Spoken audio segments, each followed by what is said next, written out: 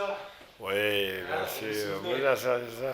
84. Donc, c'est 84, 20 ans, hein? Ça a mis 20 ans exactement. Incroyable. 20 ans, 84, 2004.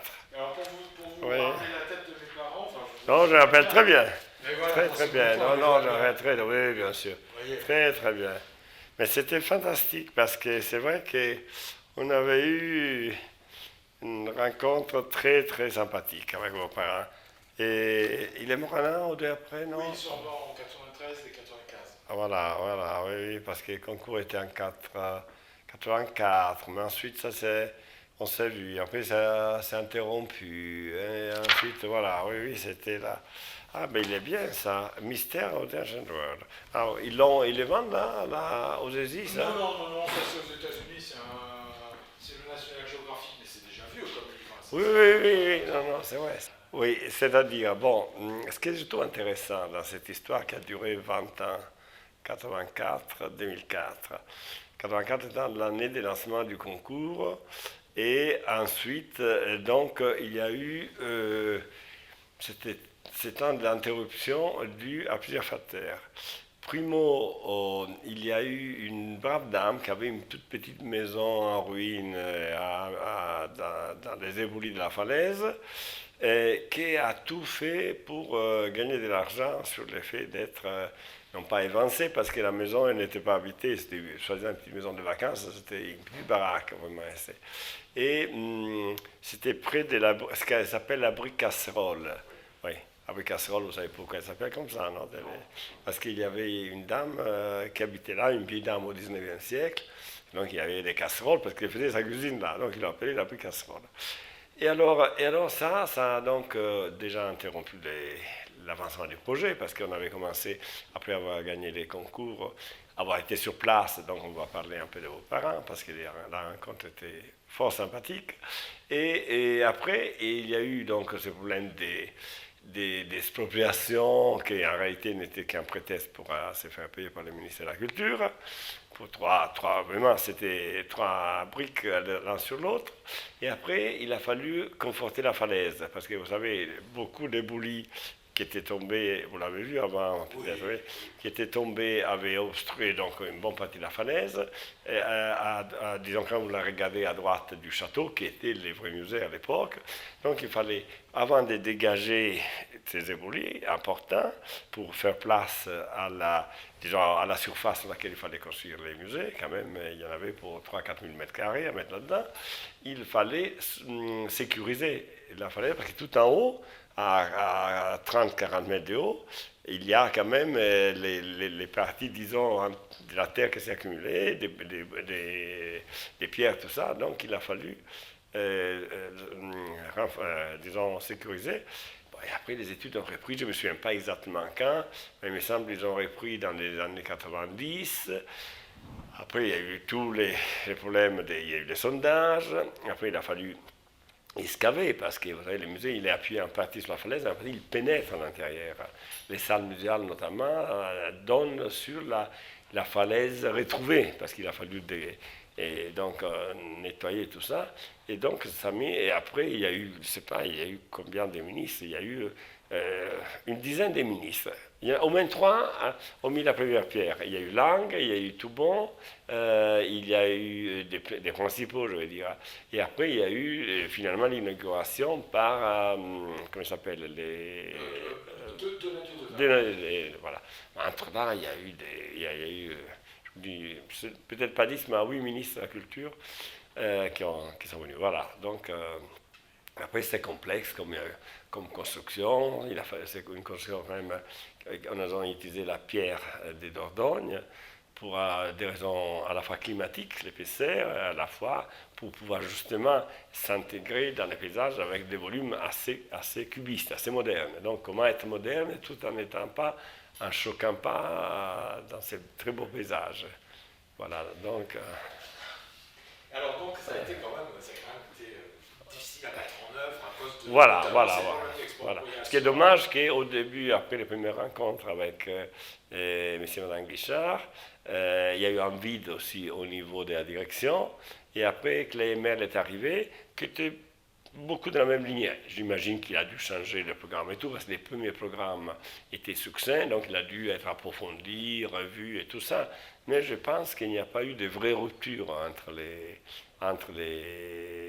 vos parents, disons, et Oui, entre les deux projets, enfin, je veux dire. entre les deux projets, oui. Oui. Et alors donc vous finalement, si je puis me permettre, Oui, bien sûr. maintenant avec du recul, quand vous le visitez, vous trouvez que ça va, ou alors finalement vous pensez qu'au Non, niveau non, ouais, muséographie- ce qui est étonnant, c'est pas du musée de l'architecture, c'est que du concours à la réalisation, il y a eu, bien sûr, le projet a évolué dans la phase projet, c'est-à-dire par rapport au concours qui était fait sur un programme assez succinct. C'est pour ça que moi, on s'était déplacé sur place et on avait rencontré, et je me suis encore un jour, les conservateurs, donc là, qui nous a accueillis, et il a fait une première visite du musée qui était alors dans la tour du château. Et je me souviens, c'était quand même assez étonnant parce que bon, l'espace n'était pas grand, mais on sentait vraiment l'amour profond de M. et Mme Giscard, pas seulement pour les objets, mais pour les hommes et les femmes qui étaient derrière ces objets. Il nous montrait par exemple comment les aiguilles à tricoter fait en corne ou en ivoire d'une finesse fantastique. Et c'était, je crois, votre mère qui disait, vous voyez, c'est des femmes modernes. Ils savaient coudre comme nous. C'était pas nos ancêtres, c'était nos frères et sœurs. Il y avait une sorte d'émotion très forte qui fait qu'on sentait vraiment quelque chose de vivant. Ce n'était pas un musée archéologique mort, c'était vivant, même dans des conditions de muséographie difficiles parce qu'il n'y avait pas la place.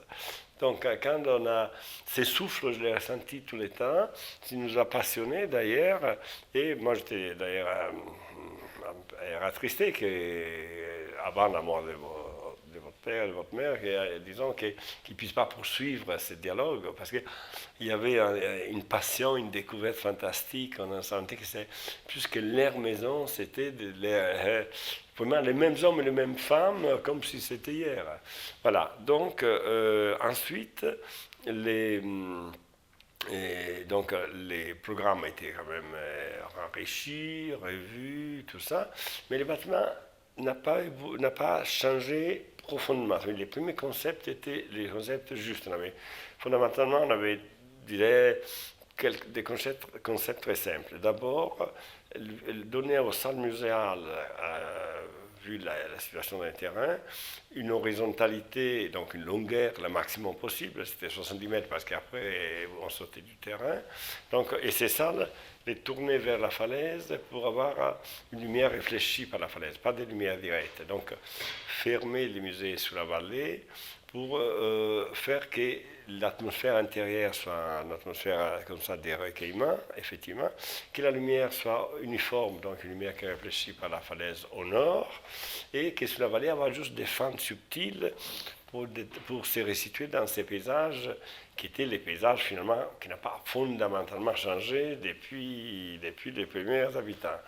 Et sur ces salles muséales, donc, en contrebasse accrochaient les volumes qui étaient un peu la relation entre la dimension un peu, disons, de l'espace de concentration, de méditation de la salle par rapport à l'espace du quotidien où c'est des entrées, des bureaux, des accueils qui font partie des volumes en échelle du village. Donc pour ça, il y a deux ruptures des échelles, l'échelle linéaire du temps qui passe et dans l'espace duquel se déroulent les différentes phases de l'évolution. Et après, et en bas, les contrebas, les cubes, justement, des différentes fonctions plus quotidiennes qui se rattachent à l'échelle du village. Et la forme, par exemple, des grandes salles au premier étage et au deuxième étage, au premier étage, c'est comme des voûtins qui renvoient un peu à l'image de la falaise percée, des grottes un peu, dans lesquelles ils mettaient les outils et tout ça. Et après, la salle du haut, c'est ces grands vélums, immenses vélums suspendus sur 70 mètres, qui a été un peu influencé par le fait que, je me souviens, justement, disait, et c'est votre père, que, contrairement à ce qu'on pense toujours, les hommes dits des cavernes, c'est une absurdité, parce qu'ils n'habitaient pas du tout dans la caverne, ils étaient vachement bien à l'extérieur, sous les grands pots des mammouths, et au soleil et habitaient de la pluie, qu'ils étaient très heureux, ils avaient la chasse, la pêche, ils vivaient, il n'y avait pas de pollution, justement, et donc ils servaient la caverne, l'intérieur de la falaise, c'était pour entreposer les outils, peut-être quelques animaux, je ne sais pas, une chose comme ça. Donc c'est pour ça qu'on a repris ces grandes idées de ces grands velums suspendus qui renvoient un peu aussi au temps, à la tente, à pied, quand les archéologues qui cherchent. Donc c'était... Et alors, pour répondre à votre question, quand on a fait les dernières moutures du projet, qui était une évolution du concours, mais sans s'en détacher trop, eh bien, entre les dessins et la réalisation, il n'y a rien à changer, il n'y a rien à vieillir. Les concepts fonctionnaient très bien. L'effet d'entrer d'abord en contrebas et pénétrer dans la galerie, dans les rochers, symbolisant naturellement les passages, un peu les voyages un peu mythiques. Ce n'est pas les voyages de Dante à l'au-delà, mais c'est les voyages dans les temps pour retrouver nos temps anciens. Donc on trouvait que la galerie, ensuite les grandes, les puits, disons les coniques, qu'on appelle stratigraphiques, parce qu'on montrait comment les différents strates étaient explicités, justement la façon d'habiter, de vivre dans les différentes phases, disons, de la temporalité depuis les 30 000 ans à l'homme de Cro-Magnon. Donc, tout ça c'est resté jusqu'à disons, à la distribution horizontale vers les galeries, avec la lumière du nord, tout ça. Il n'y a pas eu de modifications fondamentales. C'est resté depuis le concept. Vous avez eu l'occasion de venir chez moi à la maison, à Loge-Riot? Oui, voilà, on est à l'occasion, on y allait surtout. Est-ce que c'est à la Loge-Riot qu'il y a aussi un petit restaurant Ça, c'est Loge-Ribas. Loge-Ribas, voilà. Alors, on allait dans les deux, oui, j'avais été, bien sûr, Loge-Riot. Et oui, oui. Voilà, je me souviens tout à fait, oui. Ce qui est fabuleux, c'est cette espèce d'essence de l'actualité. C'est pas l'archéologie vue comme un passé lointain, c'est vu comme un passé présent. C'est ça qui était fantastique. C'était cet amour passionné, passionnel, j'ai trouvé très, très émouvant, et c'est ça qui a conduit un peu tous ces projets dans cette vallée. Ah, mes parents, ils étaient passionnés. Ah oui, absolument, absolument. Donc, ce qui est bien aussi, que l'ensemble, disons, fonctionne bien parce qu'il n'y a pas eu trop d'invasion des constructions, d'interventions qui ont détruit les sites. Parce que les sites parlent, il est très important ces sites. Il fallait donc préserver. D'ailleurs, il y a toujours ce problème d'été avec les gares. C'est pour ça aussi que je vais ajouter que dans les temps longs de la réalisation, c'est que les chantiers s'interrompaient chaque été pendant 2 ou 3 mois pour pouvoir accueillir les visiteurs, justement, les touristes, tout en sauvegardant la structure du bourg qui est très étroite. Voilà, donc, voilà, ouais. J'ai fait l'interview du nouveau maire déjà. Ah oui, oui, oui. Le bébé, quoi. Oui, oui. La semaine dernière, j'ai fait Yves Coppens, qui a été très gentil. Ah, génial. D'ailleurs, ce qui a été très intéressant, c'est qu'on a eu un comité scientifique dont faisait partie Rigaud, Coppens, et des Lumelets, oui, oui, malgré les différents. Au départ, moi, je m'étais un peu méfiant. Je pensais que c'était plutôt un archéologue du spectacle qu'un archéologue vraiment, non, je ne dis pas seulement scientifique, sûrement, mais d'une communication plus approfondie. Je pensais que c'était plutôt plutôt une image un peu Disney. En réalité, ça a été très bien, parce que ce comité scientifique a fait expliquer, corroborer les choix qu'on avait faits. Mais moi, j'étais étonné qu'avec le peu d'éléments du programme qu'on avait eu au départ, probablement ils étaient bons, les éléments du programme, parce qu'on a pu faire un projet qui a tenu avec de nouveaux programmes sans de grands changements, il ne me semble pas. Donc, voilà. Il n'y avait pas Prat, Piveteau. Oui, oui, il y avait Sacré, je me souviens de Prat, bien sûr, je ne me souviens pas tous, mais il y avait un comité scientifique assez important. et assez forcément intelligent. Les scientifiques se bouffent le nez entre eux, c'est pire qu'à nous entre architectes, donc j'imagine que celui qui arrive dit oh non, l'autre était nul, etc. Moi, je voudrais ajouter une chose quand même, que ces projets des musées, et d'ailleurs même les noms, c'est musée des préhistoires ou dès la préhistoire, M. Manguichan voulait dès la préhistoire, mais ça fait de l'ombre à Saint-Germain-en-Laye, qui existe déjà, même très poussiéré, pas aussi passionnant, peut-être il y aura eu beaucoup d'objets, bien sûr. Et alors, finalement, je crois que ça s'appelle musée national, puis c'est quand même un musée national. Et non, ce qui me paraît quand même important, que c'est un musée des sites, parce que c'est là l'homme des Cro-Magnons, tous ces sites, la vallée de la Vézère, c'est un musée des sites, mais en même temps, c'est pas un musée au rabais, c'est pas un petit abri, c'est vraiment les musées comme pour moi, c'était une expérience fantastique parce qu'il a fallu vraiment donner forme à une architecture qui ne soit pas perçue comme une agression et en même temps qu'elle ne disparaisse pas non plus dans les... Donc c'est vrai, quand vous êtes en bas du village, vous ne le voyez pas beaucoup, mais après vous découvrez la présence très forte, surtout quand vous allez en face. Donc il y a une forte présence, mais une présence disons, qui dialogue avec les bouts, avec disons, la vallée, avec tout. Et ça, c'est important. Et en même temps, ça se voit bien, c'est très fort, très présent, très, disons, il ne se cache pas. Pour ça, ça m'a intéressé énormément. Et par curiosité, quel est votre point de vue sur le bâtiment qu'on a appelé... Celui des Froidevaux. Voilà, non, c'est lui, comment il s'appelle l'autre, oui, qui est de l'autre côté de la tour. Oui. Eh bien, moi, je trouve Mathilde très intelligent. Avec sa façon de s'accrocher comme un château fort, moi, je le trouve très bien, très très bien. Il est il est très sobre. C'est pas un signe aussi fort parce que nous, on avait quand même à considérer que cette falaise, cet aplomb très fort, très présent, très long, il était marqué par la tour découpée en partie du château. Donc la verticalité du château allait à s'articuler, se composer avec l'horizontalité du musée.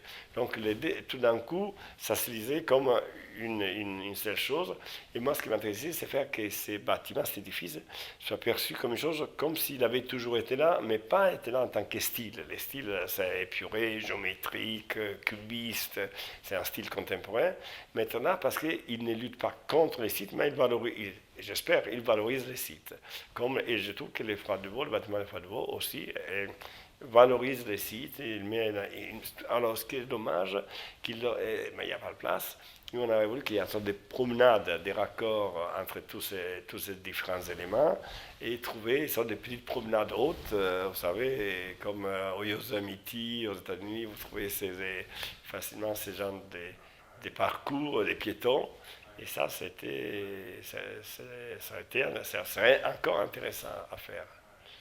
C'est vrai que la muséographie actuelle, elle n'est pas aboutie encore. Elle n'est pas aboutie parce qu'il n'y a pas eu de moyens pour différentes raisons. Il y a une technicité de vitrine qui est intéressante, mais je pense que la muséographie, même Clémer l'a dit, elle n'est pas assez lisible. Elle n'a pas abouti encore. Je pense qu'ils ont peu de moyens.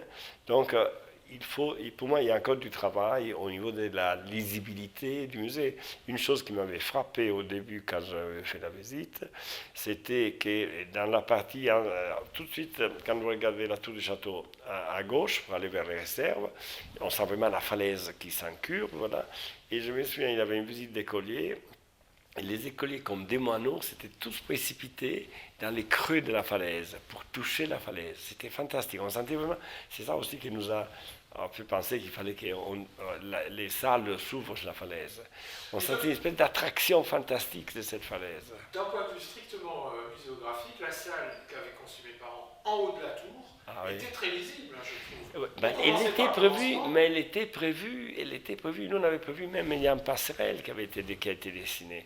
Mais après, question de financement, nous, à la fin, on avait pensé, je pense que c'était suggéré par vos parents, que l'ancienne partie muséale devient un peu les musées sur l'histoire de la préhistoire. C'est-à-dire, comment les regards sur la préhistoire a changé et dans les siècles passés, comment tout ce qui a été écrit, dessiné et vu, la façon même de regarder aux hommes préhistoriques a changé. Donc, voilà. Donc, faire la partie sur l'histoire de la préhistoire. Mais je ne sais pas s'ils vont le faire, je ne sais pas s'il n'y a peut-être pas d'argent, il n'y a peut-être pas de volonté politique aussi. La culture n'est pas en première ligne aujourd'hui. Donc peut-être, mais j'espère que ça reviendra parce que je pense que ça a une attraction pour les jeunes énorme. La préhistoire, moi je vois mes petits-enfants, ils sont tous fascinés bien sûr par les diplodocus, par tout ce qui est les animaux préhistoriques, mais aussi par l'évolution finalement, l'évolution donc aussi des humaines. Et je trouve que là, le musée pourrait s'ouvrir un peu plus justement sur à l'évolution au niveau aussi justement les différentes vues, regards qu'on a eu et qu'on a encore sur la préhistoire. Depuis Boucher de Perthes, l'inventeur de la préhistoire. Voilà, depuis oui, l'abbé, qui a été, voilà.